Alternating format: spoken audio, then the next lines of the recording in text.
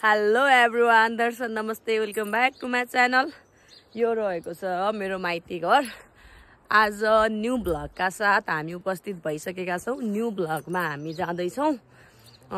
बाटो यही नै हो, हामी जहाँ मैले बच्चामा स्याउला खोज्न जान्थेँ, सोत्तरहरू दाउराहरू घाँस काट्न जाने जङ्गल यही हो।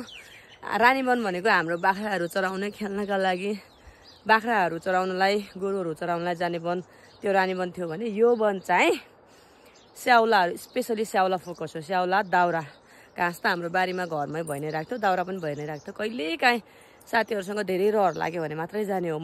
धेरै नै लालीगुराँस हुन्थ्यो, धेरै नै लालीगुराँस फुल्थ्यो। अहिले ठ्याक्कै सिजन पनि लालीगुराँसको। अनि मेन कुरा चाहिँ म त्यतैतिर जङ्गलतिर डेली बिहानै जाने, जङ्गलमा स्याउला खोज्न भएको कारणले गर्दाखेरि मैले राति पनि सपना त्यतै घुमेको, त्यतै परिवेशको देखिरहेको हुन्छु।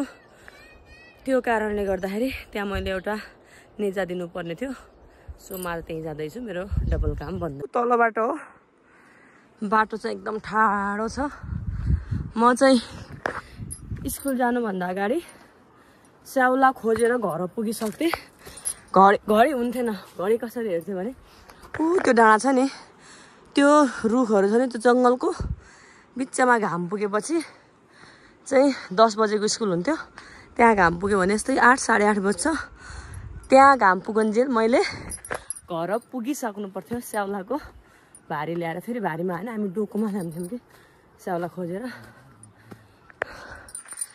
अब यस्तो बाटोमा हिँडिसकेपछि, त्यो स्ट्रेट बाटोमा हिँडिसकेपछि कसैलाई के कुराको आवश्यकता पर्ला त? एक्सर्साइजहरूको, योगा आवश्यकतै छैन कि।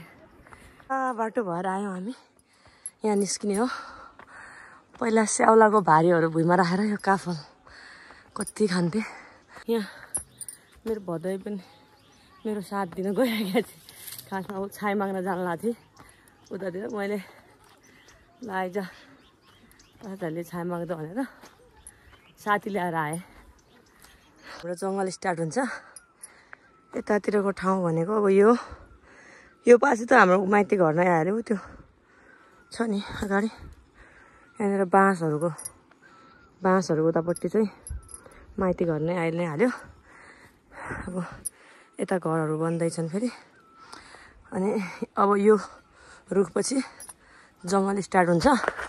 धेरै टाढा छैन जङ्गल, त्यो भएको कारण गर्दाखेरि त बिहानै स्कुल जानुभन्दा अगाडि स्याउला खेडेर, स्याउला जम्मा गरेर एक भारी स्याउला बनाएर घर पुग्ने। अलि नजिकै छ जङ्गल पनि। अब फेरि म कसरी तारिफ गर्न पछि पऱ्यो यो ठाउँको।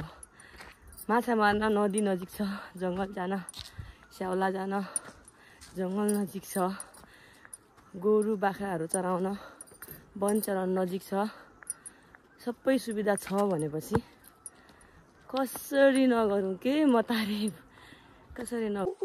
त्यो माथि टुप्पोमा रुखहरू देखिँदैछन् नि, त्यो हो कि लेक हामी माइतीहरूको। त्यहाँ गएको थिएँ म। अनि यतैतिरको यतै परिवेशको सपनाहरू देखिरहेको मैले।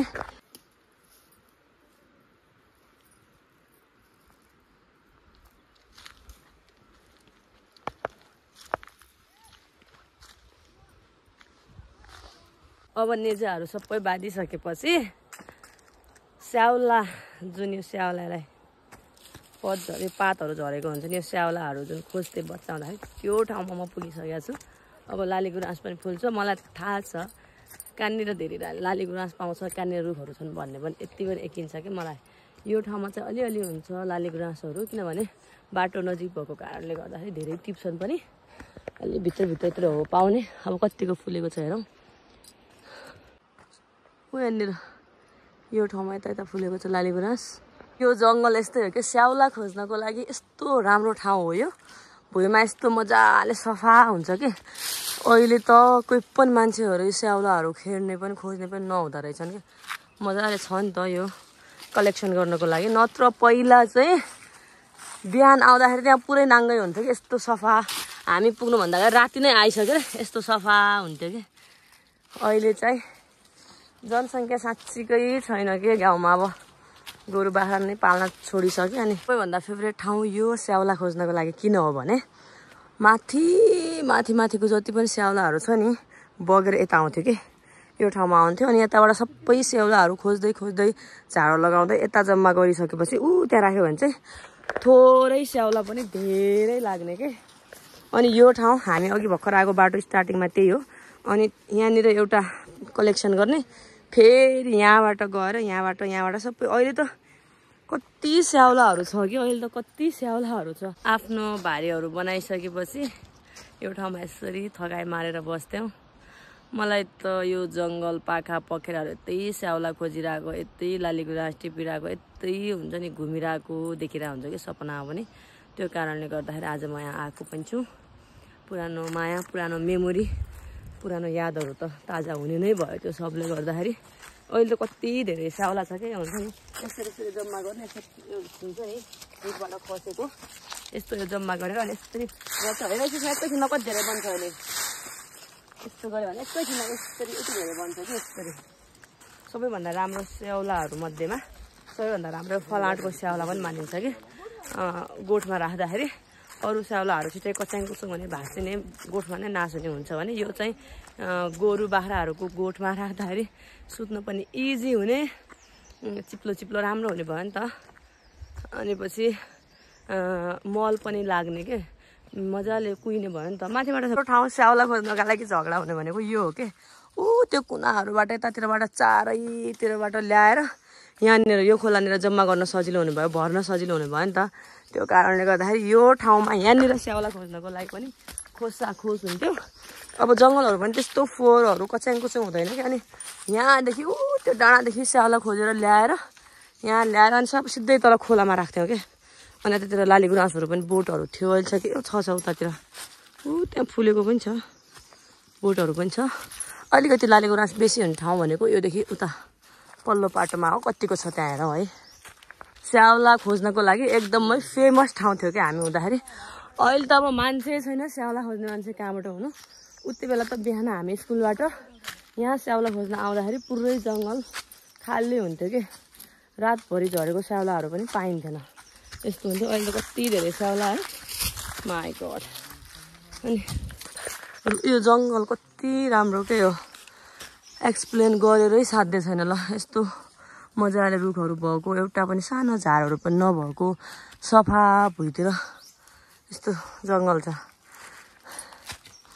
स्याउलाको लागि चाहिँ फेमस हो यो रुख त भेटियो तर कस्तो अग्लो रुखहरू के यो ठाउँतिर चाहिँ अलिकति लाली गुराँसहरूको बोटहरू छ यो खोलाको फेरि पारिपट्टिहरू अलिक बेसी हुन्छ सास परेर आयो सास फुल्न थाल्यो गाह्रो छ हिँड्न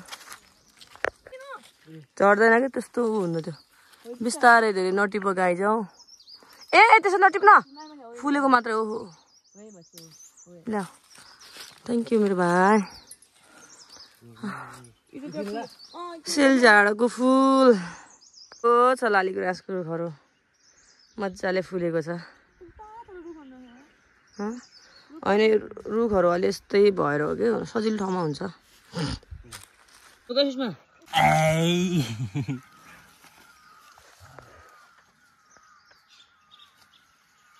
भात पनि खान्न तर पनि जान्न वाउ भात पनि खान्न घर पनि जान्न यतै बसौँ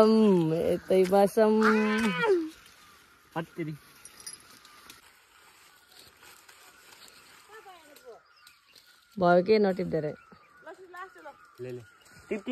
नटिपाए फुल त्यहाँ माथि गुराँसको रुख यो गुराँसको फुल अनि यो फेदमा गुराँसहरू खसेका छन् शान्त जङ्गल छ बाह्य कोलाहल कहीँ कतै पनि छैन प्राकृतिक दृश्य बाहेक अरू केही पनि छैन न्याउलीको चराचुरुङ्गीको आवाजहरू मात्रै छ अब यो इन्भाइरोमेन्टमा मान्छे कति मेन्टल्ली उसलाई रिफ्रेस हुन्छ होला कि कति हुन्छ नि एउटा शान्त उसलाई एउटा शान्त किसिमको वातावरण मिल्छ होला कि मान्छे जतिसुकै तनाव भयो भने तनावमुक्त भएर बाँच्छ होला कि यस्तो ठाउँमा पुग्दाखेरि त मान्छे हुन्छ नि अब मलाई यस्तो फिल भइरहेको छ एउटा गीतको याद आइरहेको छ कि भात पनि खान्न घर पनि जान्न यहीँ सुत्छु भन्ने भइरहेको छ यसरी क्या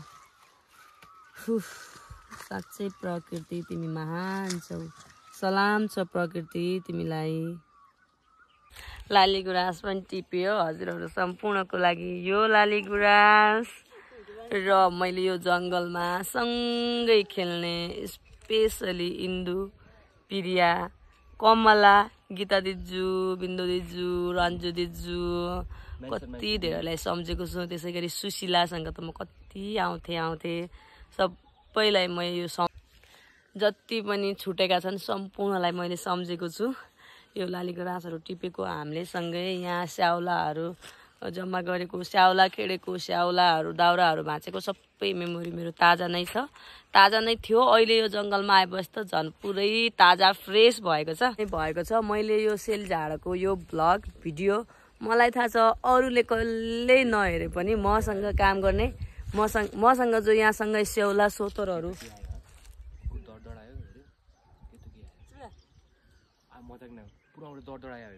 अब खा भाग्दा होइन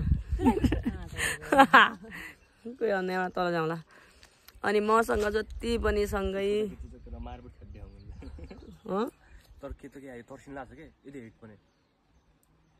बागायो भने सिधै जान्थ्यो।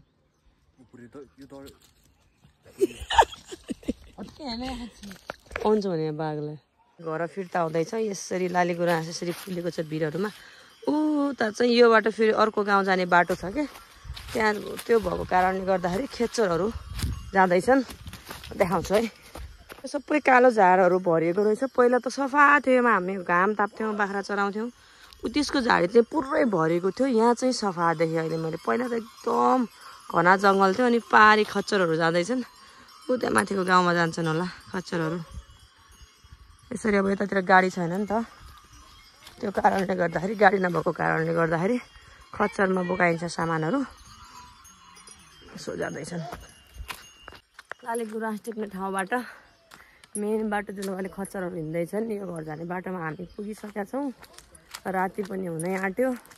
यो जङ्गलमा घाँसपात गरेको, स्याउला खोजेर ल्याएको सम्पूर्ण भिडियो चाहिँ मेरा पुराना जति पनि मेरो साथीहरू छन् उनीहरूलाई समर्पितका साथसाथै यो माटोमा हुर्केका बढेका र जति पनि पहाड अथवा गाउँलाई माया गर्नुहुन्छ उहाँहरूका लागि, प्रकृतिसँग नजिक हुने मान्छेहरूका लागि मैले यो भिडियो तयार गरेको छु। आशा छ मन पर्यो होला।